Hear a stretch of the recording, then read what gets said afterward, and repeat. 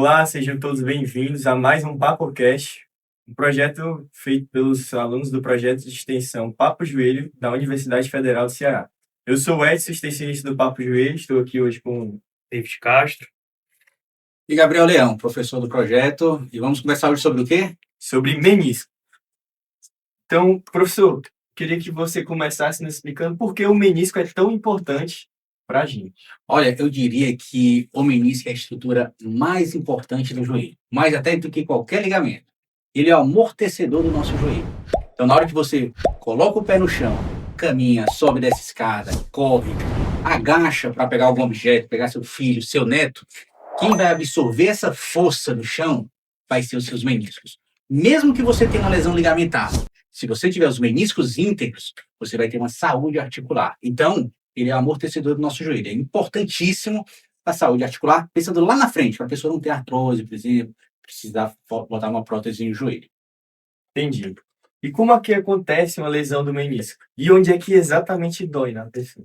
Olha, existem duas formas clássicas da pessoa ter uma lesão de menisco. Primeiro, pode ser uma lesão aguda desse menisco, que é o quê? Normalmente são pessoas mais jovens que têm um trauma no joelho, né? Estão praticando seu esporte, acaba tendo uma torção no joelho, sente uma fisgada na região de dentro e de fora do joelho, muito provavelmente isso já pode ser o menisco. Ou então, em outro cenário, onde não tem um trauma associado, que são aquelas pessoas, eu vou chamar de 50 mais, pode ser até um pouco menos, mas 50 mais, onde as pessoas não têm um trauma associado, e essa lesão do menisco ocorre por uma causa degenerativa, ok? Então, há um desgaste que vai ocorrendo no menisco, que pode ser um fator genético associado, ou então pode ser por um sobreuso mesmo, né? Pessoas que têm perfil atlético, ou então pessoas com sobrepeso, com uma musculatura muito mais fraca, acabam precisando mais do menisco no seu dia a dia, e quando bate lá 50, 60 anos, tem uma lesão degenerativa do menisco e não sabe por quê, mas é o acúmulo de uma história. Professor, eu tenho uma dúvida em relação às outras estruturas que a gente tem no joelho. Então, por exemplo, se a gente pegar um paciente que ele rompeu, por exemplo, o ligamento cruzado, vai ter algum impacto isso em relação à saúde do menisco dele? Como que funciona? É uma excelente pergunta. A gente tem dois pontos aqui. A lesão de um ligamento, por exemplo, um ligamento cruzado anterior, é uma lesão que causa muita instabilidade no joelho. Mas tem pacientes que evoluem sem instabilidade. Então, na hora que o paciente tem uma lesão ligamentar e ele tem a instabilidade no joelho, ele vai sobrecarregar algumas estruturas. E o menisco, principalmente o menisco medial, o menisco que fica na parte de dentro do joelho, lembrando que a gente tem dois meniscos, né, um da parte de dentro e um do lado de fora, ele é muito sobrecarregado. Aí o paciente começa a evoluir com uma lesão degenerativa do menisco. E aí, muitas vezes, se ele tivesse operado antes, ele teria evitado uma dor de cabeça maior. Sendo que, não, tem pessoas que têm uma ruptura da LCA, evoluem sem estabilidade e não tem sobrecarga do menisco, e esse menisco dura a vida normal. Então, o senhor falou dos 50 mais, então se eu penso num atleta de 20, 30 anos ali que rompeu o LCA e muitas vezes ele opta por não operar, então ele pode ter uma lesão degenerativa precoce. Pode, perfeitamente. Acabaria sendo uma lesão secundária à lesão do ligamento cruzado anterior, principalmente se é um jovem, como você falou, que quer voltar a esportes de alta demanda, quer voltar a jogar futebol, vôlei, basquete, enfim, praticar esportes assim, e está tendo instabilidade. Um cenário caótico, ele tem que operar o LCA o quanto antes, certo? Até porque, de repente, ele ia para uma cirurgia de ligamento, agora ele vai para uma cirurgia de ligamento e de menisco. Então, aumenta a complexidade no pós-operatório, aumenta o nosso trabalho também como fisioterapeuta. Entendi. Eu tenho um colega que ele teve uma lesão de menisco identificada pela ressonância, mas ele não sente dor. Nesse caso, a pessoa realmente precisa parar de fazer tudo o que ele está fazendo, porque assim, isso foi o que indicaram para ele. Mas ele realmente precisa parar de fazer tudo que ele faz por conta, mesmo que ele não sinta essa dor. Sabe qual é a minha pergunta? Eu vou responder com uma pergunta. Por que ele fez a ressonância se ele estava sem dor? Tá entendendo? Então, assim, se ele tem alguma coisa aconteceu para ter feito essa ressonância magnética da lesão de menisco. Talvez ele tinha uma dor na frente do joelho, a gente já conversou sobre condromalácia, aí aparece uma lesão de menisco que foi um achado no exame de imagem. Mas não, as lesões do menisco são comuns. Se você sair fazendo ressonância magnética em pessoas saudáveis, você vai ter 25, 30% das pessoas vão ter alguma alteração do menisco. Mas independente da idade, ainda, digo mais. Mas isso não significa algo patológico. Então, assim, sem sintoma, vida normal. A importância de linkar sempre com a clínica, né? Se a gente fosse tratar exame de imagem, como o professor falou, 25 a 30% apresenta e não sente dor, a gente se limitaria somente ao exame de imagem, né? o exame de imagem, a ressonância magnética, como por definição, é um exame complementar. Então, assim, a apresentação clínica do paciente é soberana. Entendi. E assim, quando você acha que indica o tratamento fisioterapêutico sem necessidade de cirurgia, nesses casos aí de reabilitação de menisco? Certo? Na lesão de menisco, primeiro, independente se é aguda ou degenerativa, independente se cirúrgica ou não cirúrgica, o tratamento fisioterapêutico sempre vai fazer parte da terapêutica. Tanto no pré-operatório quanto no pós-operatório, certo? Então, por exemplo, pega um paciente com uma lesão aguda de menisco, que vai ter que operar, ponto. Assim, tem algumas lesões agudas que não precisam, mas esse paciente vai precisar operar. Se ele vai para a cirurgia com menor dor, melhor amplitude de movimento, ou seja, consegue esticar mais, dobrar mais, tem mais força muscular, tem maior capacidade funcional, o pós-operatório dele é outro, é muito melhor, certo? E já em pessoas, por exemplo, com uma lesão degenerativa do menisco, aquelas pessoas que eu já falei, 50 a mais, não existe outro tratamento a não ser o tratamento fisioterapêutico. Claro que ele pode entrar com tratamento medicamentoso, infiltração, raros casos precisam de cirurgia, mas hoje a literatura científica já fala. Esse perfil de pacientes, que é a maioria esmagadora, o tratamento é fisioterapêutico. Mas também assim, desculpa, não é só choquinho, luzinha vermelha, essas coisas. Não, é controle de peso, é exercício, não é algo passivo, não. E o senhor, aproveitando que o senhor falou sobre a questão dele, né, vai para cirurgia, mas a gente tem que garantir que ele está bem de amplitude, com uma dor, né, controlada, e a gente pensando para cá, né, para o Brasil, sabendo como que a gente funciona a nossa saúde pública, e esse paciente muitas vezes ele depende.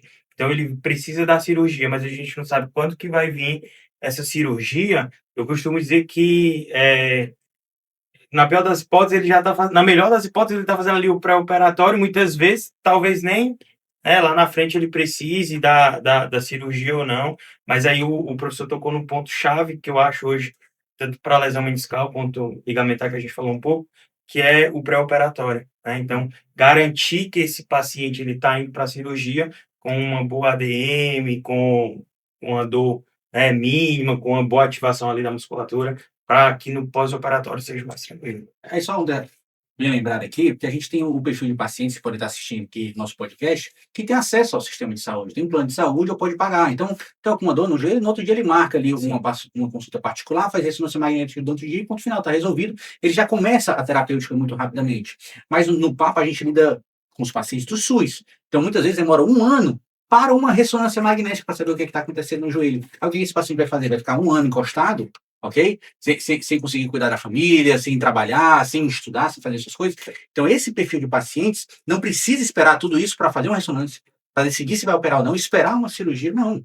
Ele precisa do tratamento fisioterapêutico. Vocês veem, vários pacientes com lesões ligamentares, lesões meniscais, indicação de artroplastia total de joelho, por iniciar precocemente tratamento fisioterapêutico, a gente até muda o curso da indicação. O paciente ia operar, ele fala, estou muito bem, não vou operar. Não estava trabalhando, estava encostado em INSS, não, consegui voltar a trabalhar sem precisar da cirurgia por causa do tratamento fisioterapêutico precoce. E falando desses casos justamente aí, que é principalmente o pessoal que nos assiste, nesses casos que a pessoa precisa de cirurgia, precisa de fisioterapia, mas ela não consegue ter acesso a esse tipo de serviço.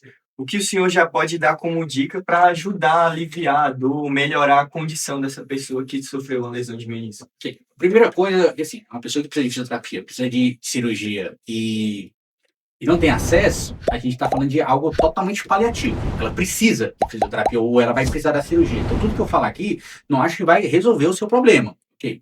Mas o primeiro ponto, você tem que entender que, como o menisco funciona como um amortecedor, você tem que ter um controle de peso. Então, assim, eu sei que muitas vezes a pessoa fica sedentária, por causa da dor se limita e acaba descontando isso na alimentação. Se ganhar peso, mais sobrecarga no menisco. Isso vai ser um problema. Um outro ponto, a pessoa tem que ter um processo de entender quais são os fatores que agravam aquela condição e os fatores que atenuam aquela condição. Então, se ela sabe que ela vai fazer as compras ou vai ao shopping e ela caminha 20 minutos e sente muita dor no joelho depois, ela tem que ter uma rotina de caminhar 10 minutos, senta, descansa, bebe uma água, faz um alongamento e depois continua. Então, ela tem que entender aquilo que é agravante. Se subir escada dói e o problema dela é no joelho direito, ela vai subir só com o joelho esquerdo, ok? Isso é limitante, é chato? Mas é o que precisa ser feito, ok? Então, e da mesma forma que você tem que entender quais são os fatores que agravam a sua dor, você tem que entender quais são os fatores que melhoram a sua dor. Então, de repente, tem um alongamento, alongar posterior, alongar quadríceps, musculatura da frente, ou fazer um gelo, melhora por 20 minutos. Ah, não, tem paciente que piora com gelo, mas melhora com calor. Então, isso aí que eu posso falar, né, sem avaliar cada caso aqui, de uma pessoa que tem indicação de fisioterapia, uma pessoa que tem indicação de cirurgia, esse é o pontapé inicial que ela tem para, pelo menos, atenuar a dor dela no dia a dia. Professor, pensando na cirurgia, então, ele vai ter que ir para a cirurgia. Quais são os tipos de cirurgia principais que a gente vai ter?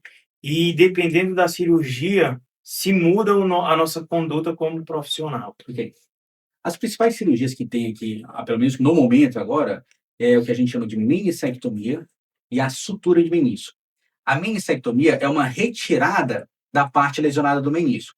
Ou seja, o menisco tem lá seu tamanho, ele retira 10%, 20% da parte do menisco. Então, o menisco que antes tinha um tamanho X, ele vai ter um X menos 20%.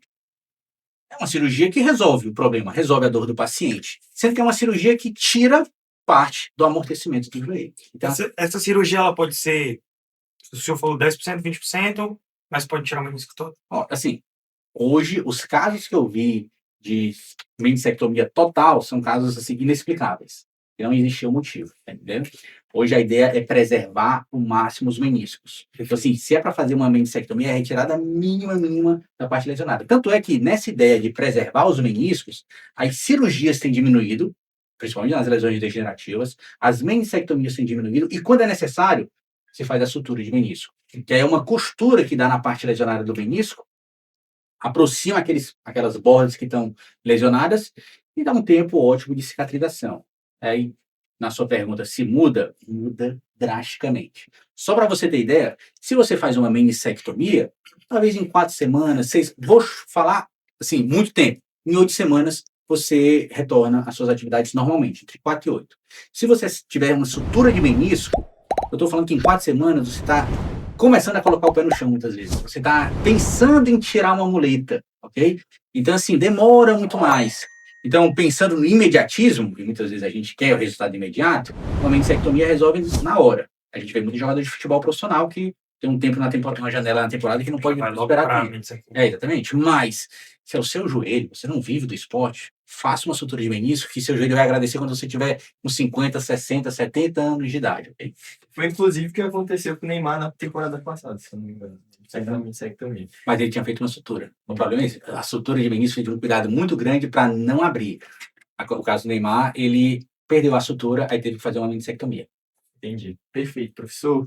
Queria agradecer a sua participação no nosso episódio de hoje e agradecer você, espectador, que está assistindo a gente. Siga nossas redes sociais, @papojoelho, no Instagram, no YouTube e segue o canal no YouTube para não perder nenhum podcast.